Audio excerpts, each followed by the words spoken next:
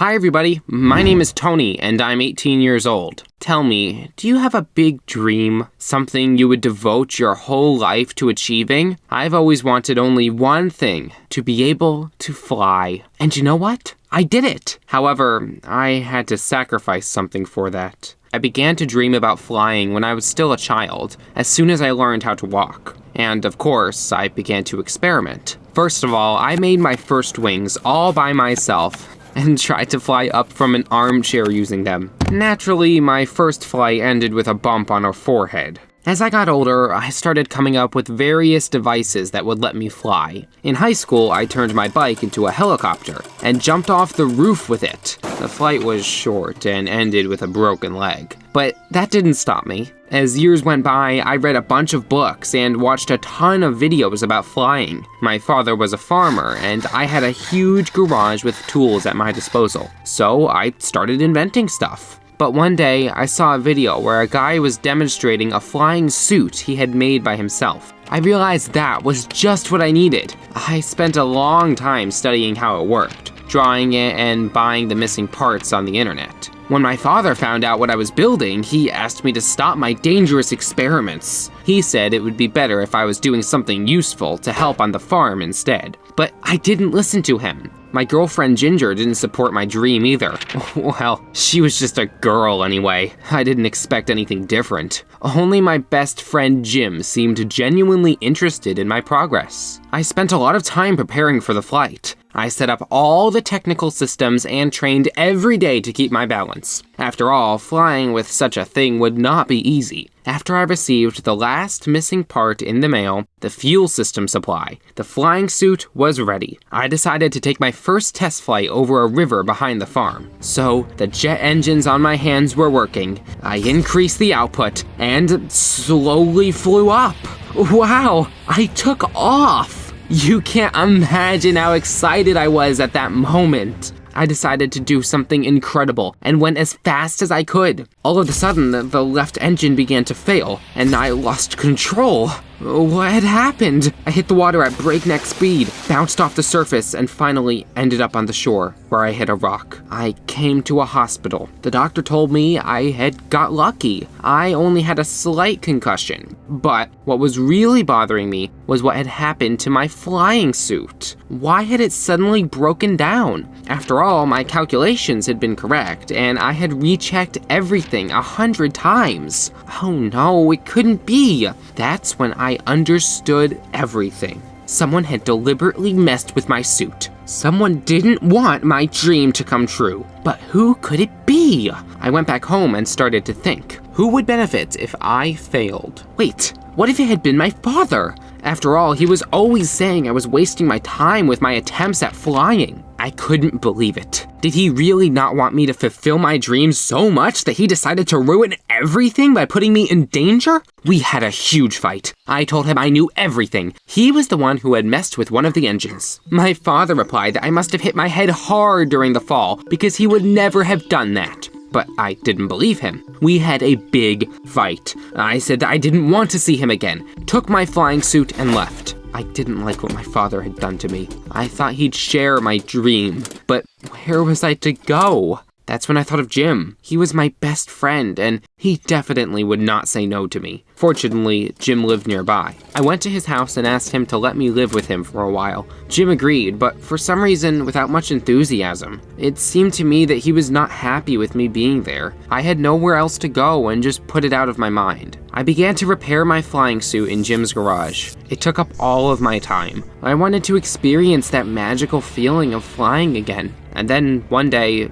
everything was ready. The flying suit was working again. I was so happy that the first thing I wanted to do was share the news with my girlfriend. I called Ginger, but she said she couldn't come because she had a bunch of homework at college. I was a little upset at first, but then I decided to play a prank on her. I took my flying suit and went to her college. Ginger lived on the 3rd floor, and I thought she would be very surprised to see me hanging in the air outside her window. I started the engines and slowly flew up. The suit was working as it was supposed to. I was flying again. I carefully got closer to my girlfriend's window and looked inside. But what was it? She wasn't busy with homework at all. And she wasn't even alone. My friend Jim was sitting next to her, and they were kissing. I lost my balance from the shock and almost fell down. I got down somehow and sat on the ground.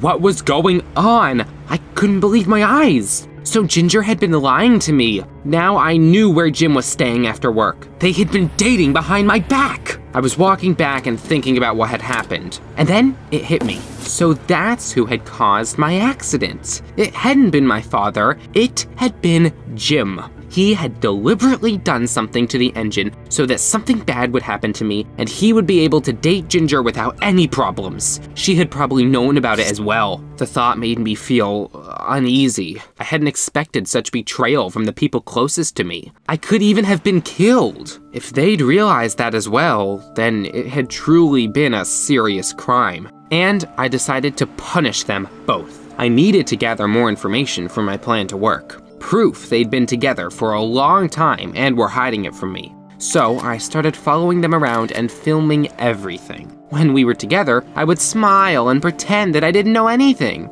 I even managed to log into Ginger's Facebook page and copy her chat with Jim. Turned out they'd been deceiving me for a long time. And although they hadn't discussed their insidious plans in the messages, I knew that it had been them. So after I gathered everything I needed, I went to the police with the evidence. I told them that my friend and my girlfriend wanted to get rid of me to be together. There was more than enough evidence and they were both arrested the very next day. I felt like a winner, but what was I supposed to do next? I couldn't go home because I was still fighting with my father. Staying in Jim's house felt wrong too. I rented a room in a small hotel with the last of my money and devoted all of my time to my dream again. I improved my flying suit and was glad that no one was going to stop me from doing what I wanted. I was a little upset that I had fought with my father because, as it turned out, he had nothing to do with it. But I told my father that he was still to blame. He had never believed in me and didn't want me to follow my dream. I decided to fly again to get my mind off things.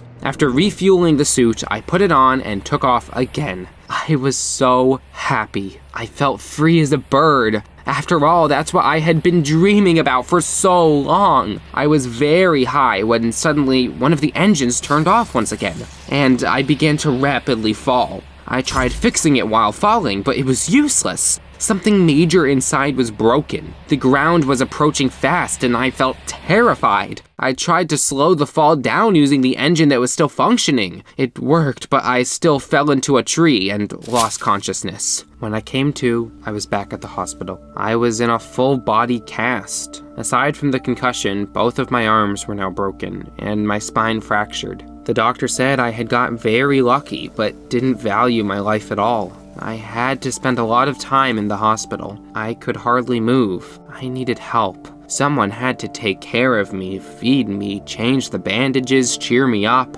And then I thought, who would do it? My father was still upset with me, and Jim and Ginger were clearly not going to be the ones to do it. I was left alone, and frankly, it was not very pleasant. So I was in the hospital, and no one came to see me. Various thoughts were running through my head. I'd also just received an email from the company where I'd bought the fuel supply system for my flying suit. They wrote that they'd found faults in a whole batch of their goods. A defective system had been sent to me by mistake. We hope our mistake didn't cause you any serious problems. The email ended with a smiley face. That's when I felt uneasy. Only then did I understand why my flying suit had been constantly breaking down. No one had broken it on purpose. There had just been one faulty part. But it wasn't because of it that Jim and Ginger had got hurt. It had all been me and my stupid stubbornness. My girlfriend had probably grown tired of listening to my naive dreams about flying, and then she met Jim, a normal guy with adult interests. Maybe he deserves her more than I do. What do you think? Write in the comments, and don't forget to share my story. Perhaps it will help others who also have impossible dreams.